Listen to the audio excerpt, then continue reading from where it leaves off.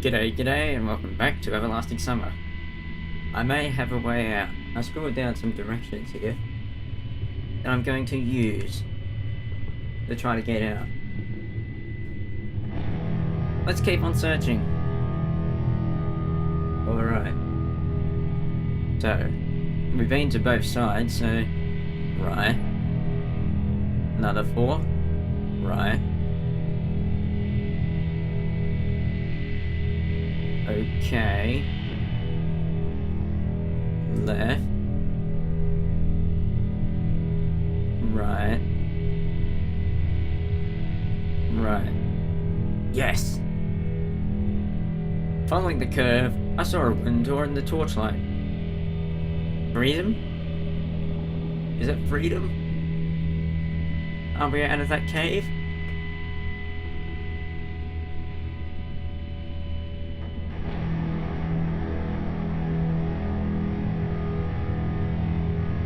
I hope we are.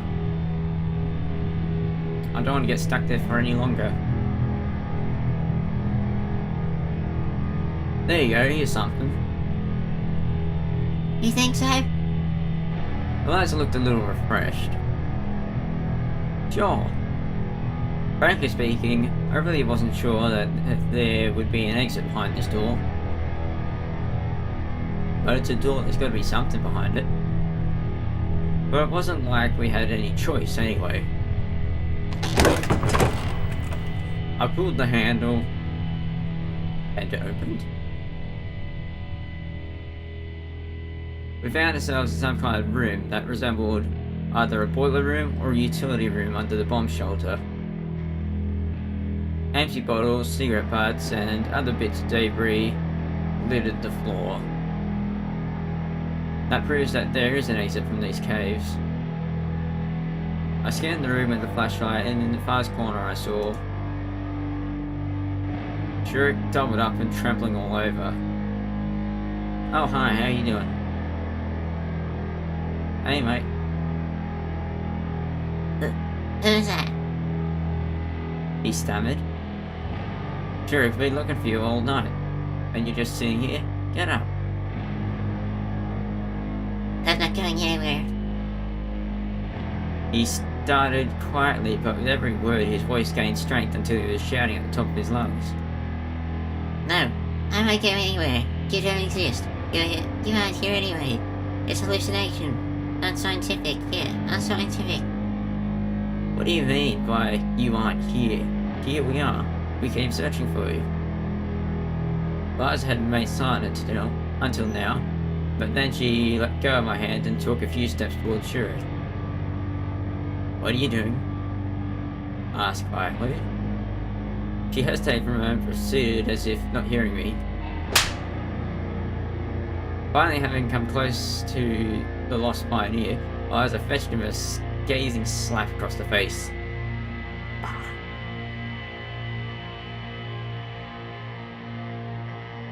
You nearly died while searching for you. These damned woods at night, the bomb shelter, these freaking mines. I'm on massive bruises. What? Thanks to you. And you what? You're just hanging out drinking booze and seeing pink spiders, you bastard. Shurik stared at her with a bemused look. Now then, get your ass up and move. No. He began to whisper quietly. No. Somewhere deep inside me, on the very edge of my awareness, I got the feeling that something really bad was going to happen now. It happened, a premonition, intuition, or just an analysis of the situation, from the way Shurik was sitting or the expression on his face, hinted at his following actions. And probably all that together, I rushed to Eliza, the light furiously jumping all over the room, and highlighting Shurik's face for a second with madness. He was wielding a metal rod, and if I had been a moment too late, he would definitely have smashed Eliza in the head with it. But I made it. Yay for me. Everything was like a dream. The distant shadow of the girl, a hollow thud, the flashlight going out and the eerie silence, except for the heavy breathing of Shura. It took me a while to come to my senses. What are you doing, you bugger? I checked my arm and it felt okay. The blow landed on the flashlight. So now we're in complete darkness. You don't get it. You don't get me. Shura's hysterical laughter was quickly fading away in the distance. Hey, where are you going? Get back here now. I get. The yell vanished into the distance. What a freak. I tried to fix the flashlight in the darkness. No way Shura could smash it into pieces with his rod. Then I suddenly thought of Eliza. Are you okay? I heard a quiet sob at the same instant I felt her embrace hugging me tightly. Okay, it's okay. It's all over now, everything's fine. Well, in fact, nothing was fine, but I needed her to get a grip on herself, otherwise we stood no chance of getting out of here alive. I attentively caressed her head. Oh, and, Eliza crying, is that a funny thing? Maybe in a different circumstance. I'm scared. That's okay, I'm scared too. I noticed this strong and sudden transformation in Eliza. But what the heck, anyone would be scared in these circumstances.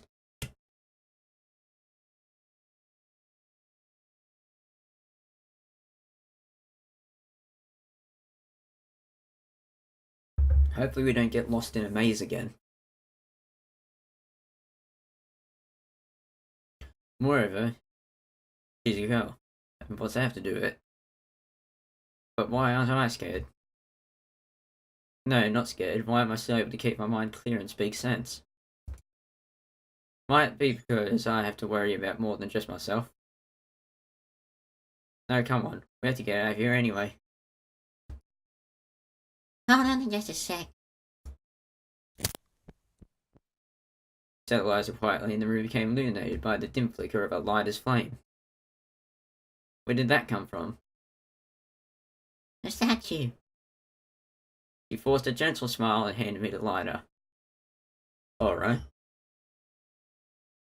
I quickly swept my eyes over the room, searching for something that could be used as a torch. There were some tattered rags and a rod among the debris on the floor. One of the bottles contained some liquid that smelled like industrial alcohol. Well, that's better. For better or worse, in a minute I was holding something that resembled a flaming torch in my hands. I don't know how long it will last, so we need to get moving quickly. Where to? Liza seemed to be returning to her senses. Let's get back. At least we'll reach the bomb shelter for one thing. There's light there. She gave me a quiet nod and took my hand. Great. The torch was burning poorly. We had to reignite it every other minute. One didn't have to be an oracle to predict an extremely short lifespan for the rag we were using. I became more and more afraid that we wouldn't leave the darkness in the mine. You couldn't rely too much on just the lighter. However, we reached the hole that led up to the catacombs quite fast. It seemed that I memorized the route after all. Now we can go down that tunnel that's a bit blocked.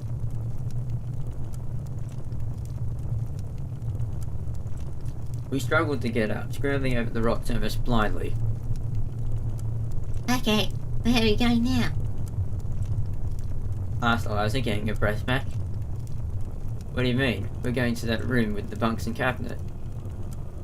Which way is that? I opened my mouth to reply, but suddenly realised that I had not the slightest idea. The hole looked the same from all sides, just like the walls, the floor and the ceiling. We had not a single hint of to indicate the right direction. Well... Don't you know? Asked Eliza sadly and sat on the ground. No, not a clue. I replied quietly, put out the torch to preserve it, and sat next to her. Are we going to die here? He rested a head upon my shoulder. Liza's voice sounded flat, one might even say calm, but I could feel that her body was trembling, either with cold or with fear, or with both combined. Don't be silly. Sure, things are getting worse, but they're still pretty far from we're gonna die. They will come and rescue us in the morning. Olga Dmitrievna will call the police, so... I'd love to believe that myself. I see. Yeah. That's how things are gonna work.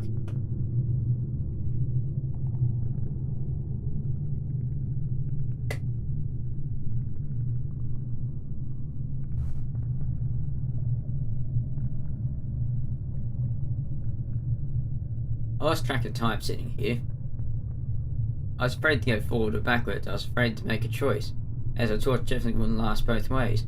Wandering in total darkness without any source of light was definitely worse than waiting for the rescue team here. This way, at least we would have some light left for an emergency. Suddenly, a rumbling started echoing in the distance. Well, here is that emergency. There was definitely the clank of door bolts mixed in the rumbling. Up you get. A harsher pulled Liza to her feet and lit the torch with shaking hands. What is it? She asked in dismay. I don't know, but it seems there's someone. There is someone. We have to run? To be honest, I wasn't sure that it was such a good idea. What if the man Shurik is here? And in fact, that's the least of all their evils I can imagine. But we had no choice left. The stones scattered beneath our feet. I desperately tried not to fall down, holding my hand with the torch out in front and dragging Eliza with the other. She ran along in silence, breathing heavily. I really wanted to look back at her, but didn't have the strength or time. Finally, the outline of an open door appeared before us, and I leapt into the bomb shelter, readying myself to fight any foe that was there. But the room was empty. I swept my eyes across the room, trying hard to spot hidden monsters, Shurik or any other evil entity, but it was all exactly the same as it was the first time we'd been here. Except for the door, the second door. It was open. Somebody had passed through here. I spoke up triumphantly. Who? No, maybe it was Shurik. If I had... How did he manage to open it? Who the hell cares? Come on. There was another corridor behind that door, and it was ascending slowly.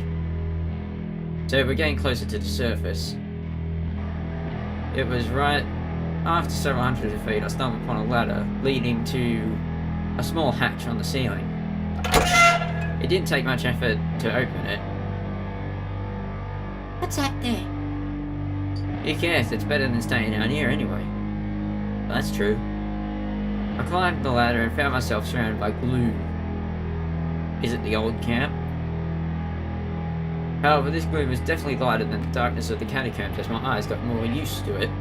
The outlines of the walls, the ladder, and the door leading to the outside were emerging in the pale moonlight.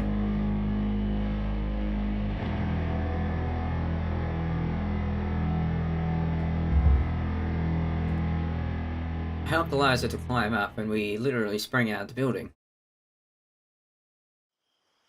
The exit from the catacombs was located in some sort of ruined building that resembled either a nursery or a country school. It must be the old camp. Eliza sat on one of the swings and wiped the sweat from her forehead with the back of her hand. I see, so we found it after all. I smiled involuntarily. Why are you laughing at? She frowned and pouted with displeasure. To put it shortly, she returned to her usual self. So it's not so scary here anymore? I wasn't scared there either. Oh, come on. That's right, I wasn't. And what was that noise? Ah, whatever. I was angry. Okay. I really felt hurt because of Eliza.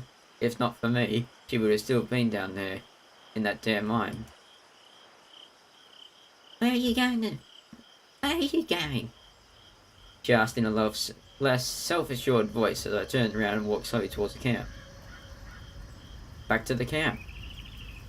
Hey, Eliza jumped up right away and started to walk next to me. For a moment I wanted to say something nasty, but I wasn't ready to start the next argument. Yeah, best not argue in these circumstances. We found the path we had taken before surprisingly fast, even the 2 holes we'd fallen into. It was only about 200 meters from the old camp.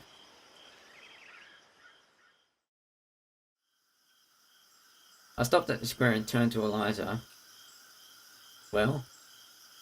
well, She looked concerned, even confused. Then, sure. deep inside I wanted to yell at her, to scold her, even to insult her. But you're a good boy, aren't you? You're not going to do that. I wanted to have a meaningful conversation. On the other hand. In the end, I just kept silent, turned around and slowly headed towards the leader's cabin.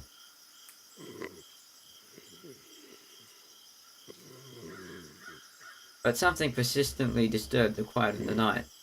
Yeah, I heard that. I carefully listened to it and realized that it was the snoring. It was snoring. Of Shurik, who was sleeping peacefully on the bench.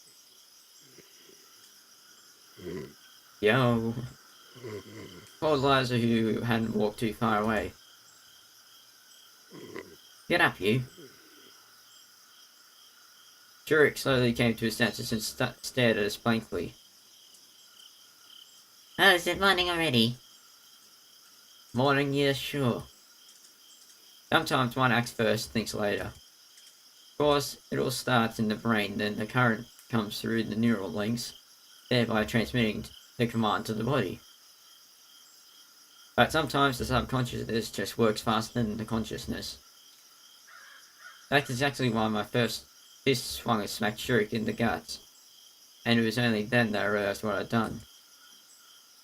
He coughed, trying to catch his breath, and writhed in pain on the bench. What the hell was that about? I already felt bad about it. I shouldn't have treated him so rough. What? What are you talking about?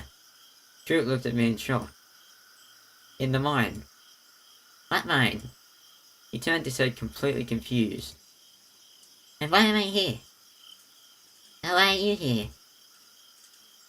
Stop fooling around. Eliza barged into the conversation.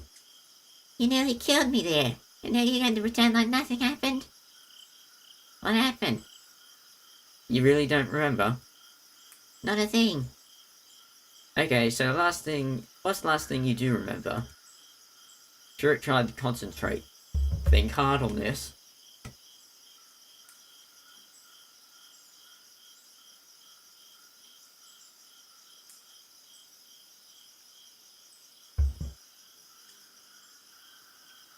Well, I was on my way out to the old camp in the morning, and knew I could find some hardware for the robot there. so? And that's all. I don't recall anything since then. Then I just woke up here. Without a heavy sigh as I turned away. Well, go ahead. Sweet dreams. Hey, where are you? I ignored Eliza and stumbled away to Olga Dmitrievna's cabin. She stayed arguing with Shurik.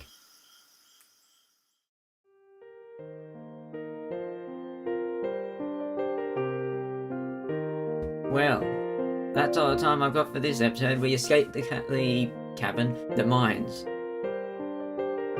If you enjoyed it, leave a like. If you enjoy what I do, why not subscribe? With all that said, thanks for watching. Have a fantastic day. Be sure to tune in next time. Cheers.